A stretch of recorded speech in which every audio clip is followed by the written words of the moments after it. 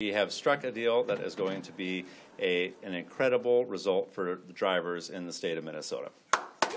After a full day of closed-door meetings and an empty Senate floor, Minnesota DFLers announced a rideshare agreement, one that will supposedly keep Uber and Lyft in the North Star state. We have reached an agreement with Uber and Lyft that we will set a statewide rate that will be $1.28 per mile and 31 cents per minute. But the real story of the day was Senator Omar Fateh.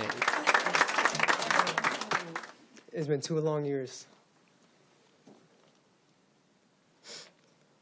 Fateh, who's been working on raising wages for drivers since last year, was absent from Saturday morning's floor session.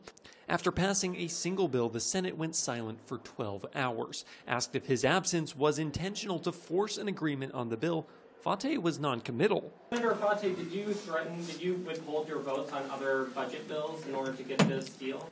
So we've been negotiating for the past several months this legislation, and sometimes legislation like this takes a long time to negotiate. Regardless of the senator's intent, the reality is that Saturday's all-day negotiations put the Senate dangerously behind schedule. The body has a dozen bills to pass and until midnight to do it. Senate Majority Leader Erin Murphy was asked twice Saturday how they could get everything done. Both times, her answer was vague and drowned out by applause from fellow party members. How practically do you pass all that you have left in the amount of time? We go back upstairs and we get to work. Republicans are a bit less optimistic. They all get jammed to the very end.